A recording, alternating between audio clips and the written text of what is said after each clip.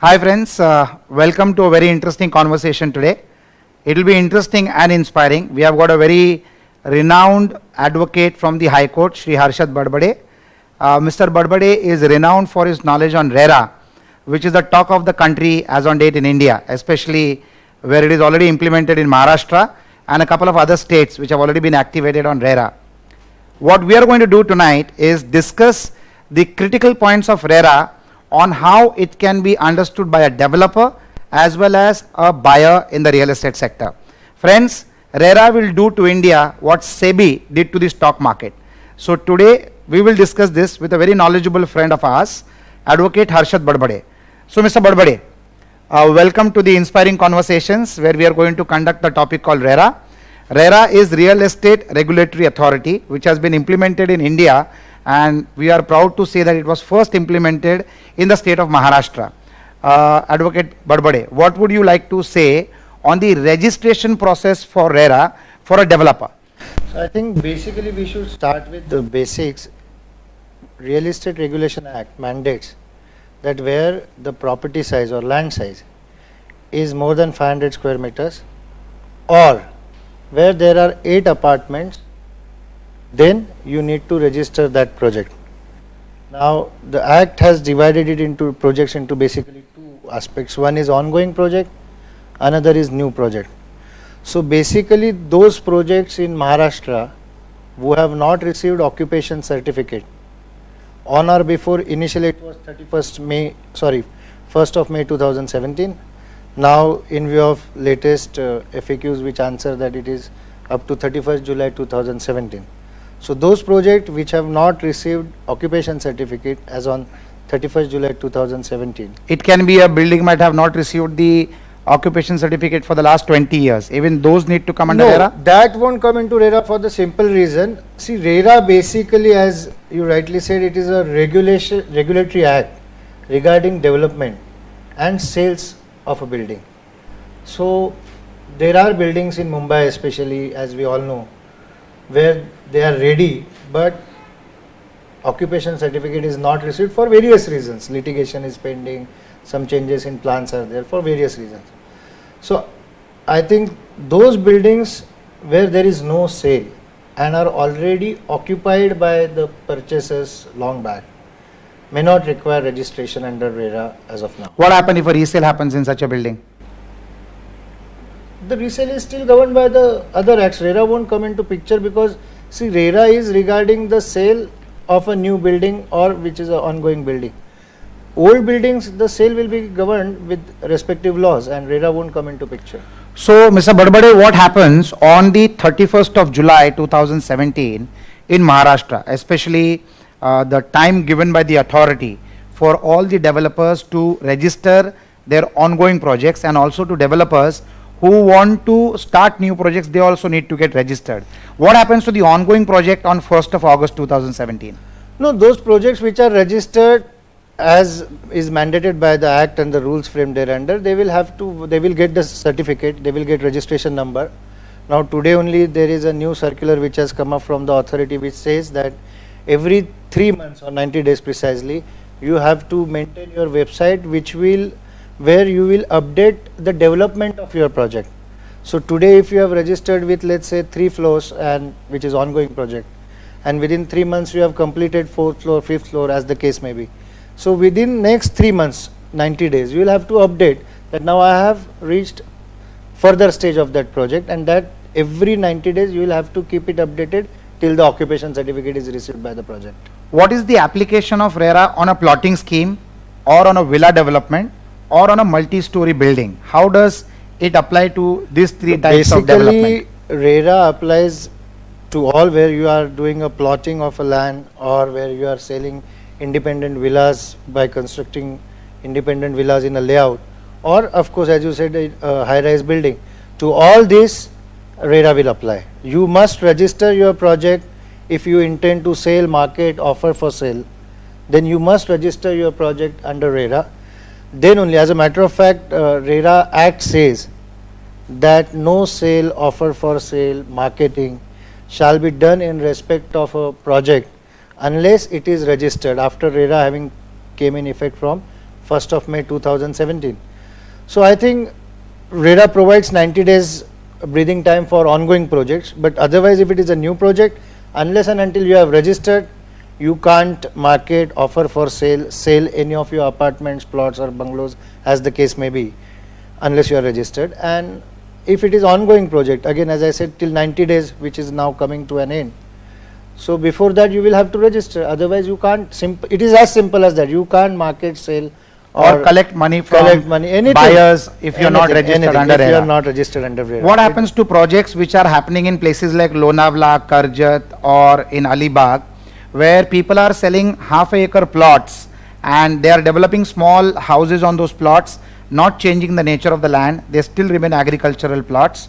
What happens in such cases? See, understand, agricultural land will not come under RERA. Okay. Point number one. Even if there is a development. Point number two, yeah, I am coming to that. Point number two, what I understand what is happening in Lonavala or these Alibag holiday destinations basically is there is a plotting done, systematic plotting done, the entire layout is developed, and then those plots are being sold to the end users who either themselves construct the bungalow or they get the bungalows constructed from the contractors. But in those cases where there is a plotting, obviously they will have to register that plotting and the layout of that. So construction won't come under RERA, but the plotting would come under RERA.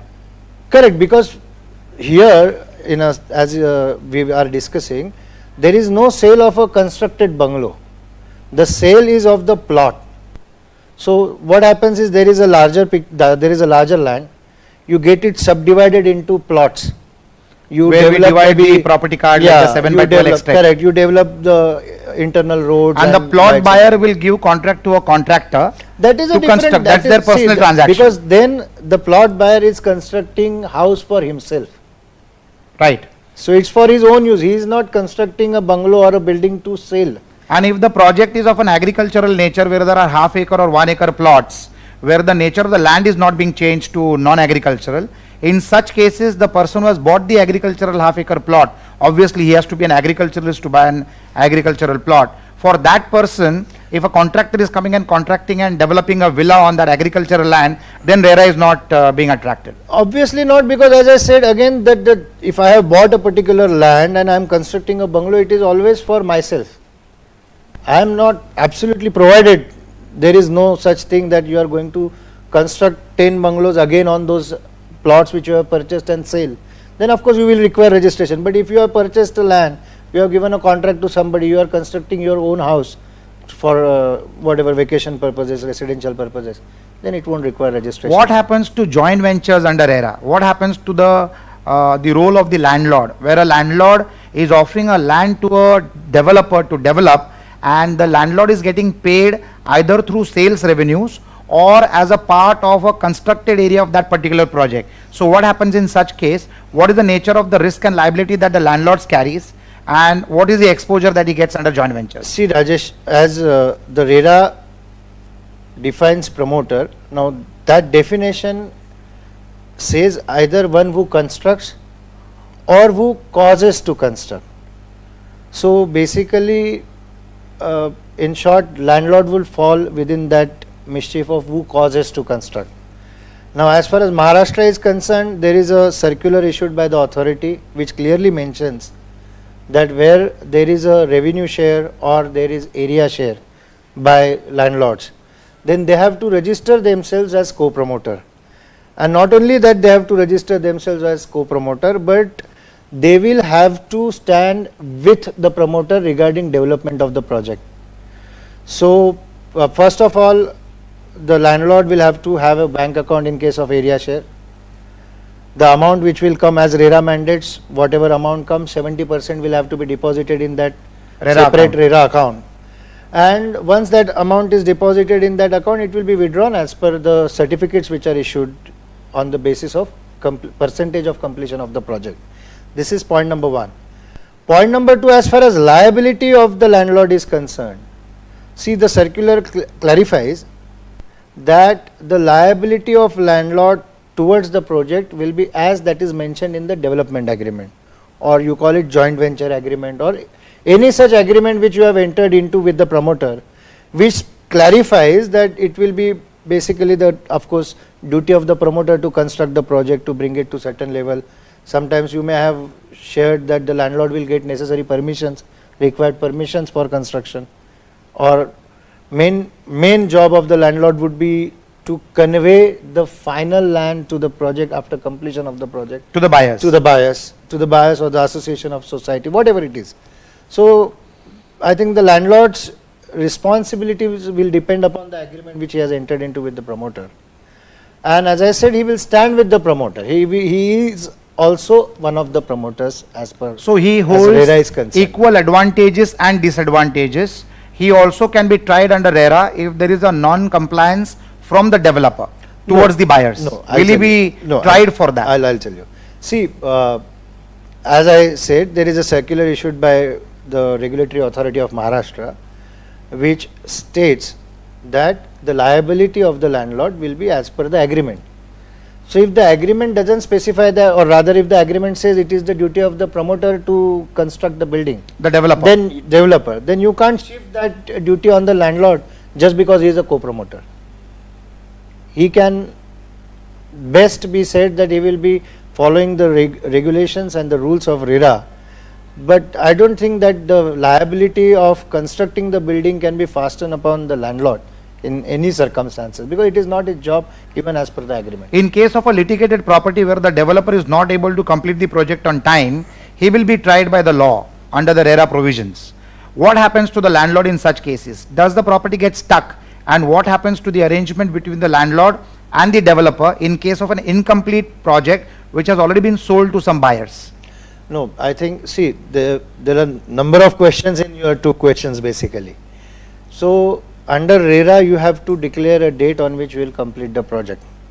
That is not completed. That is not completed. Then you have an option of approaching the authority, giving reasons why the project is delayed.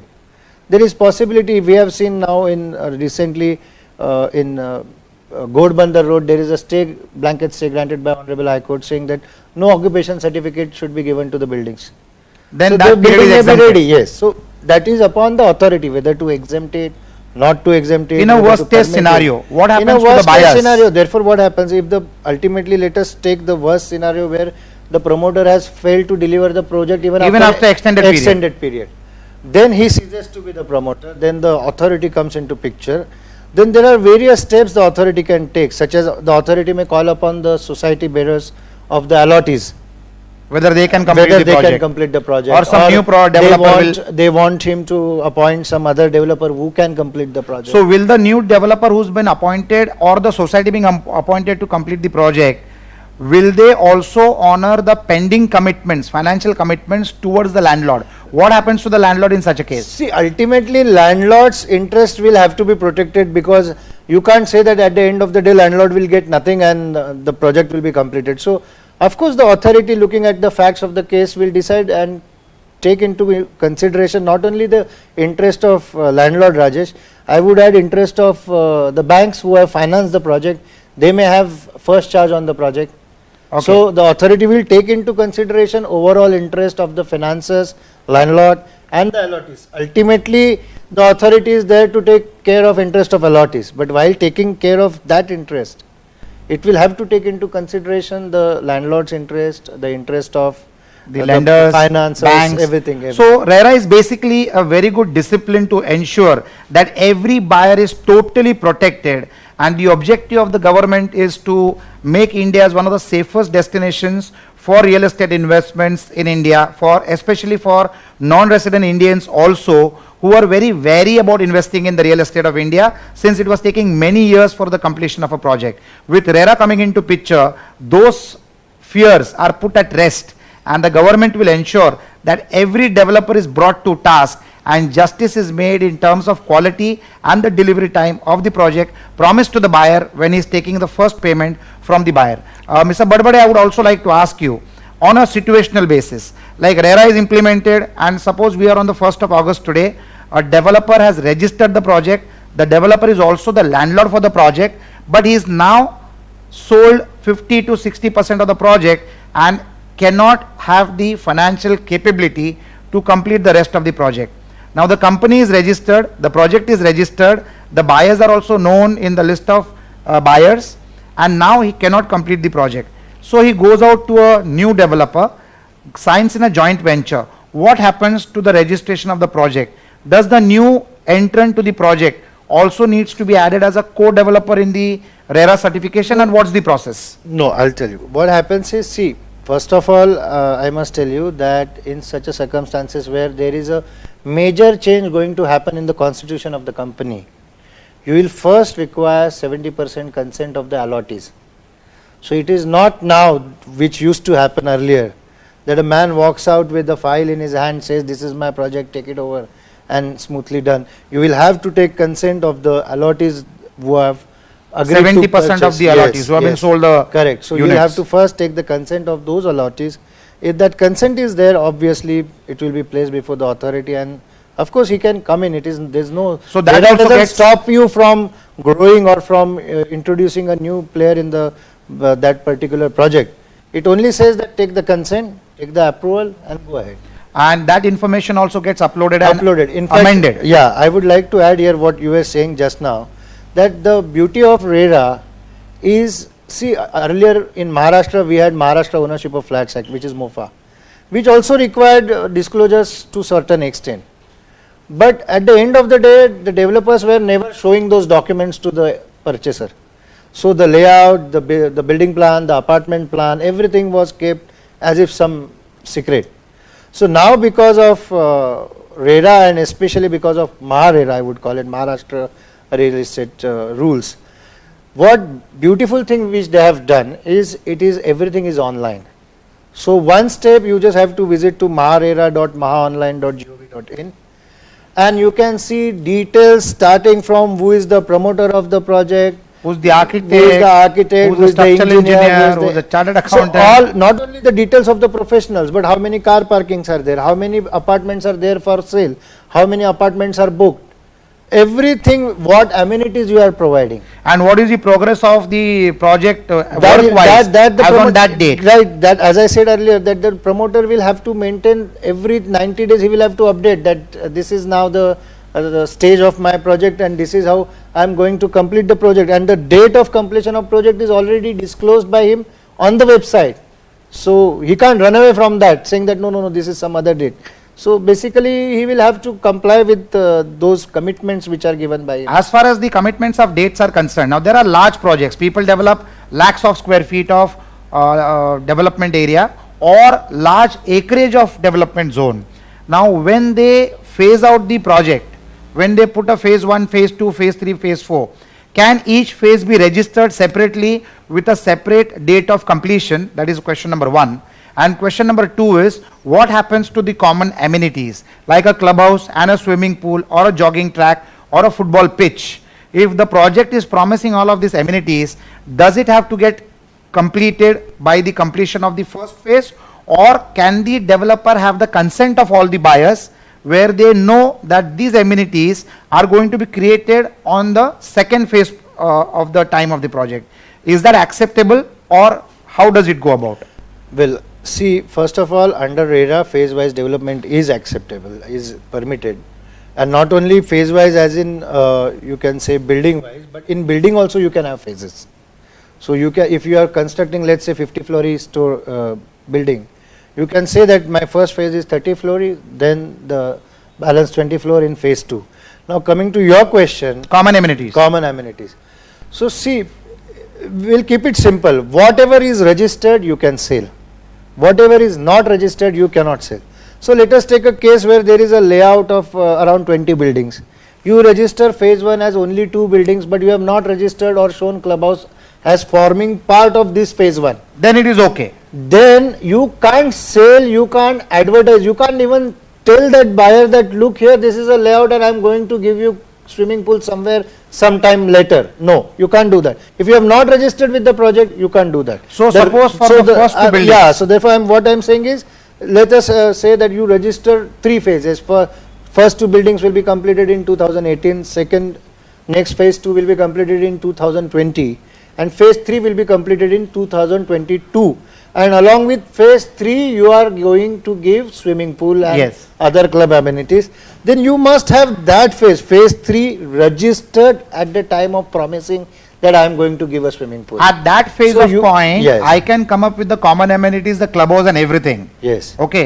Now, do I need to take consent of the 70% of phase 3 for allowing the people of the first two phases to use the common amenities?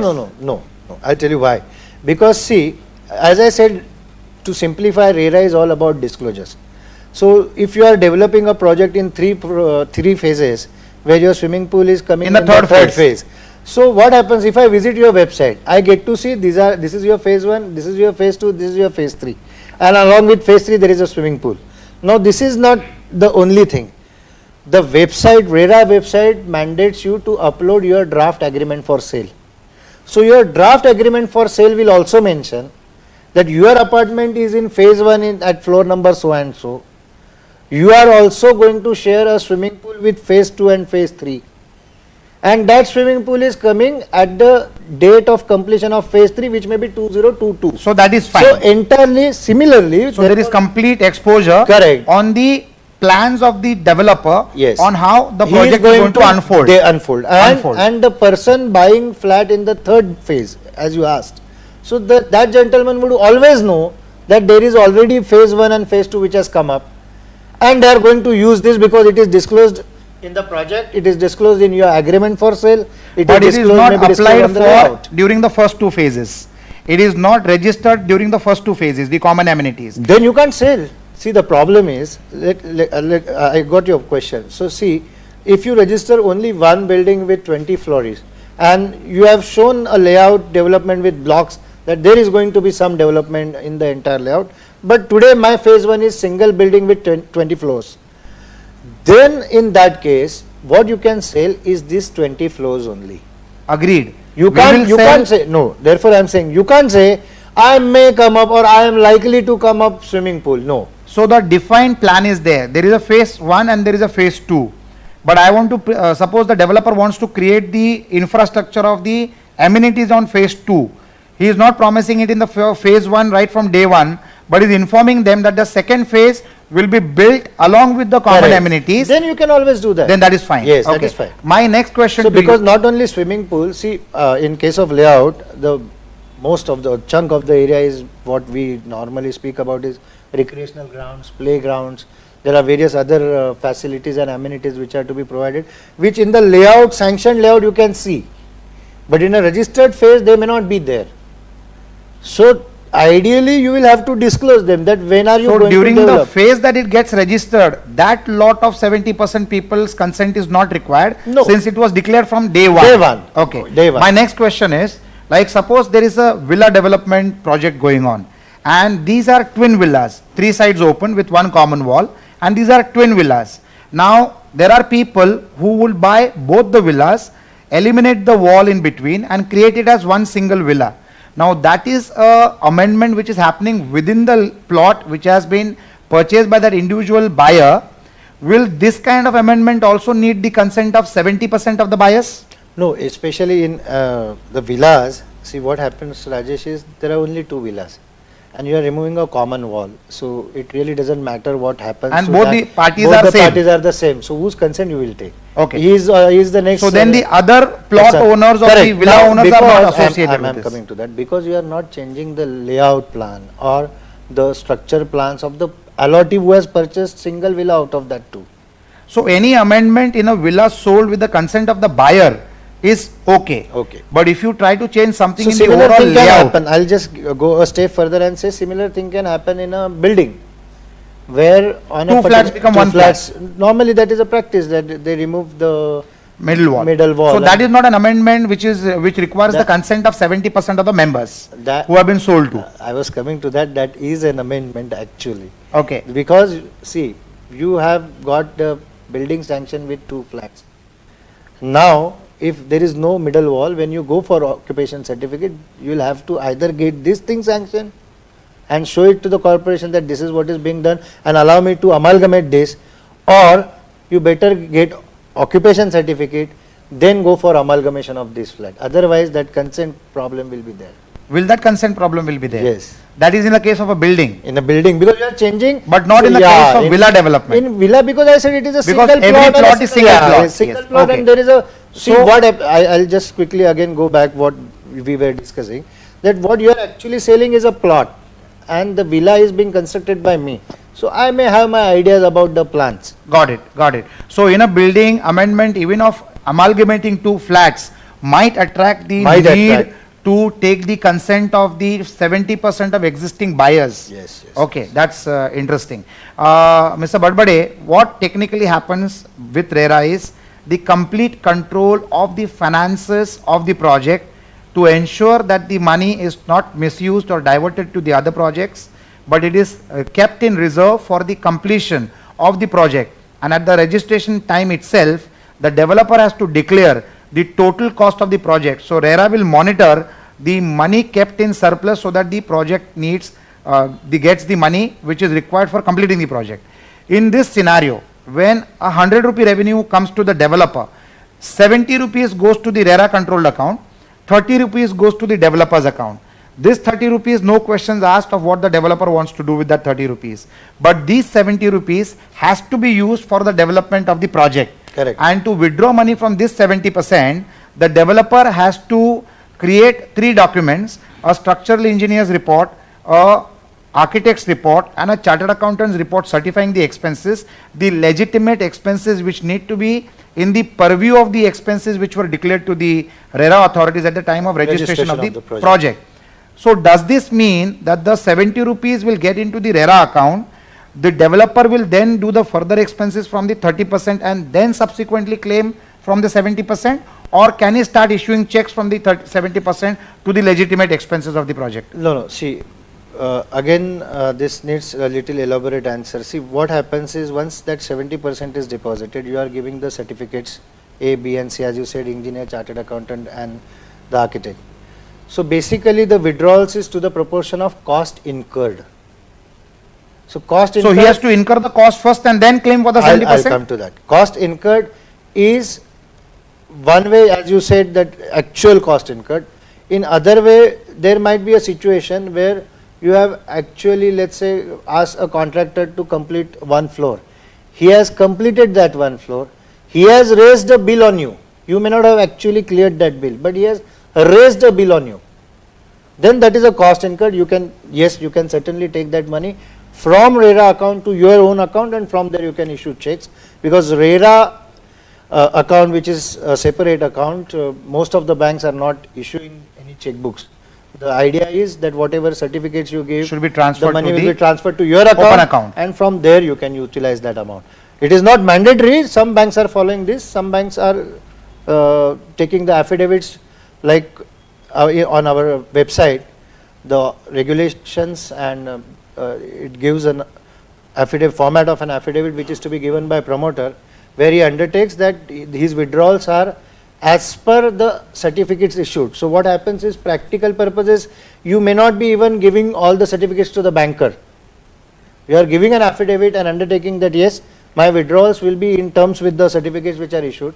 Those certificates are required for auditor. The audit every 6 months, audit is to be done. So every 6 months your auditor will go through those certificates. So it's a process. RERA is a process of self-audit. Self check basically. Unless someday some mishap happens, Yeah. and the RERA authority wants to audit the format of your working. No, I would add here, Rajesh, like the authority himself explains, that all these people, chartered accountant, engineer or Architect, they are going to be extended arms of the authority. at no cost to them. At no cost to them. So basically what is going to happen here is that there are no authorities, people as such, coming and inspecting your documents or doing something different. But your own people whom you have engaged, they will verify your documents and everything. And they will certify it. And they will certify it, and they will report it, or they will publish it on your website, which in case of a complaint, the authority will inspect.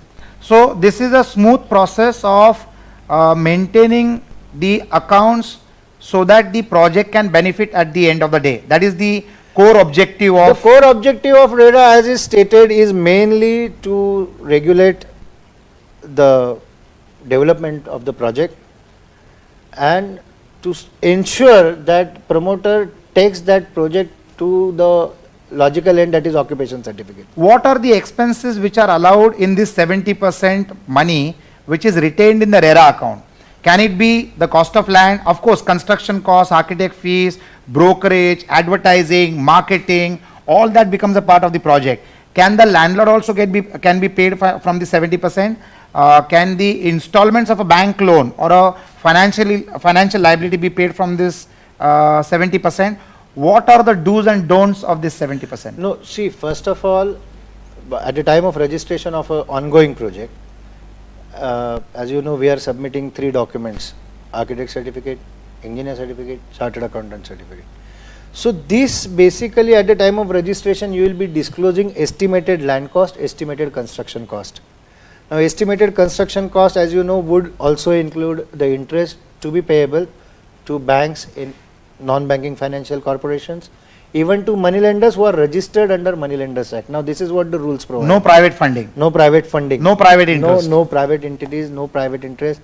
This is what Maharashtra rules provides. That So this needs to get included in the cost of project which is declared in the beginning of the at project. the beginning of the project. So when you are registering that, now as you referred to marketing cost, brokerage, this is a no, it is not included in project cost. There is a clear-cut circular from Maharashtra. There are arguments going on. Now you will also argue that is it not cost of the project? So as a matter of fact, the circular also says that these are cost of the project, but still It is not in the it purview. is not in that 70% account. They expect So you the to spend broker 30% what you are for getting. marketing, advertising you and spend- brokerage. Spend brokerage, spend your Advertising, marketing, marketing. advertising, everything from that 30% which you are receiving.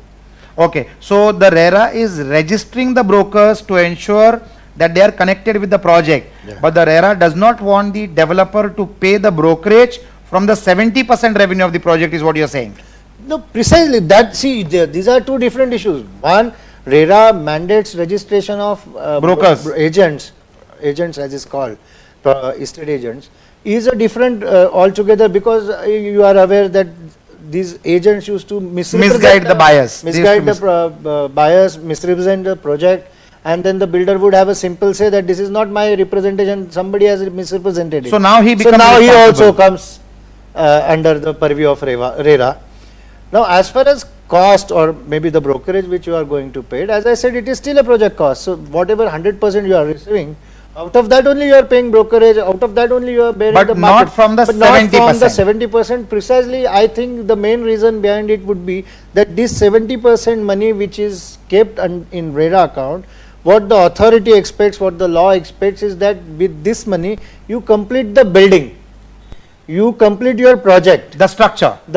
along everything, not only the structure but whatever you have shown. So you may have shown a garden, you may have shown certain amenities, a gym, whatever you have shown, you complete that first and utilize that 70% money for that first. So these withdrawals towards interest or where you want to give interest to the private finances Is not allowed. Okay. That is not included. So as per the advertisement circular. is also not allowed. It is not Although included. advertising See, constitutes to a advertisement, large percentage of the project I agree, cost. but advertisement means marketing ultimately. Yes. So that's also not allowed. Not allowed in a sense is not included in the project cost. See, I'll just quickly tell you, when you go for registration of the project, those who have visited the website, the project cost is divided into 2 parts. First is land cost. Under the heading of land cost, there are again certain headings which are added, such as premiums which are paid for getting TDR, TDR, everything, premiums. Concessions, Yes, whatever. the lawyer services, registration fees, everything is included. And then the second heading is on-site expenses. So the construction cost and everything which is on-site expenses, Security that- charges, yes, electricity correct. charges. So that is all is included. Okay. But these are on-site expenses.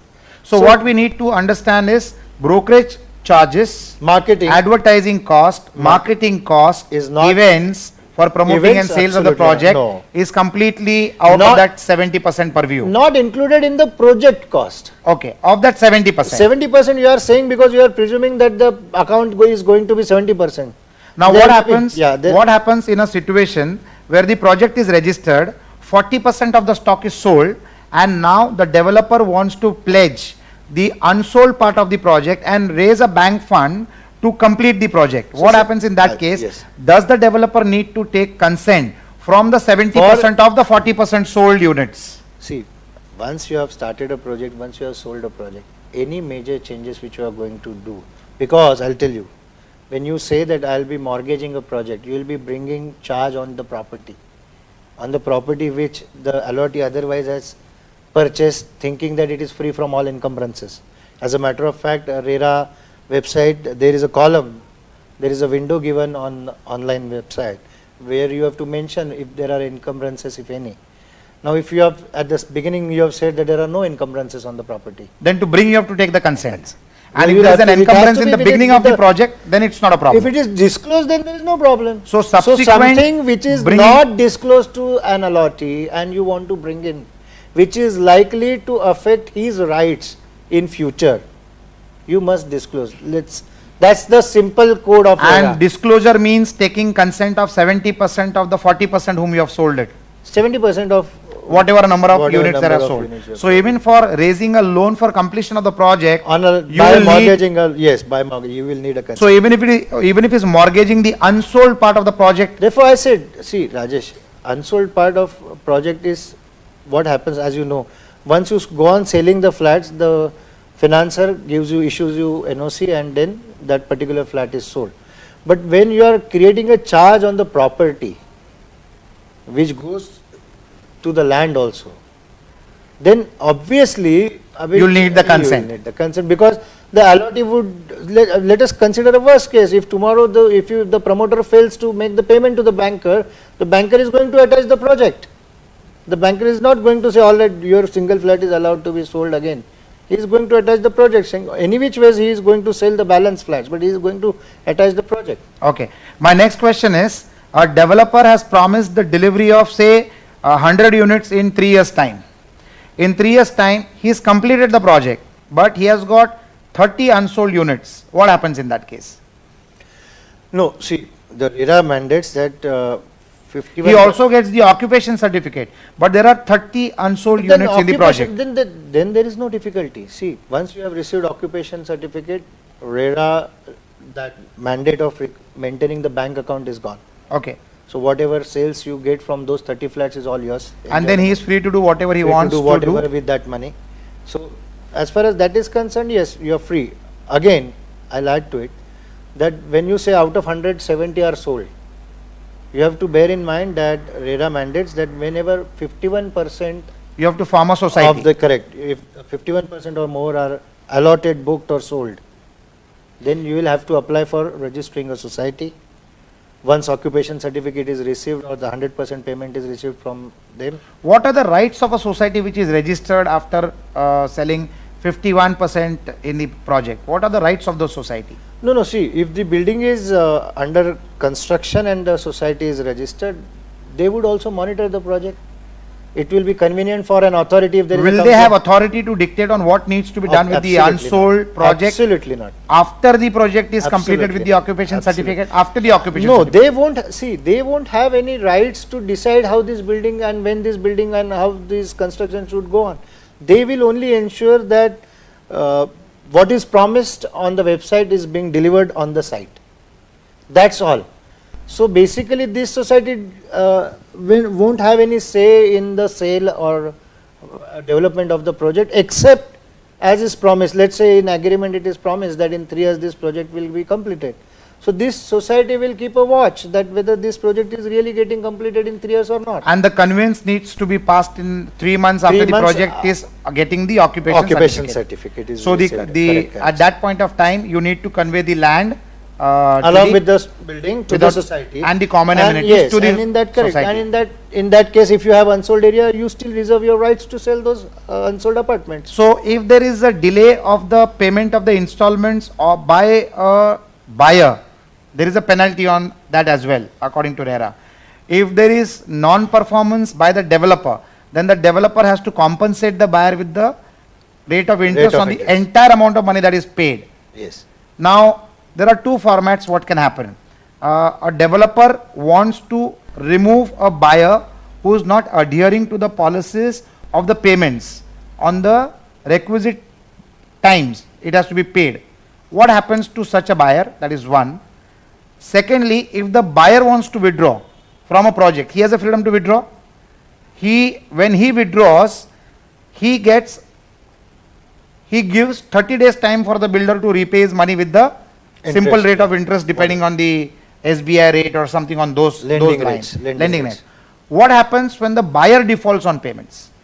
See, now when buyer defaults on payment, there are two possibilities. First of all, the builder has to address a notice to buyer in writing stating that this is your default, kindly do the needful, make the payment along with whatever accrued interest, if any, within 15 days from the receipt of the notice.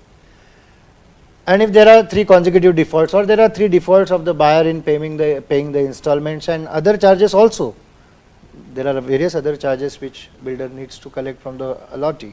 So other charges also, if there is a failure, then builder can address a letter to buyer after that first 15 days notice. After 3 defaults. After 3 defaults, that you have defaulted, I have given you chance to rectify your defect, you have still continued with that default, so your agreement stands terminated, or your allotment letter, whatever the case may be, stands terminated, and he will have to return the money with not interest, he will have to return the money, principal money, depending upon it depends on the agreement. He can forfeit the deposit, administrative charges or whatever, charges, deposits, whatever, liquidated damages if agreed, if any. I don't agree with liquidated damages, but the deposit, yes, he can forfeit the money which so was does given the developer have to wait for some formality to happen documentary wise, or once it is forfeited, cancelled, money refunded, does he have to take the consent of the cancelled buyer again to resell the unit? No. Nothing. Or does the developer have to take a document from any authority to ensure that this flat has been cancelled, the process of repayment is happening, if there and is the repayment is done, and now I want to resell the unit? So therefore, if there is a registered agreement for sale, he may have to execute an cancellation agreement, right? In case of allotment letter or in any other case, his notice cancelling his allotment letter and everything will have to be followed. So as such, once the allotment is cancelled, the developer is free to deal with his property the way he wants to.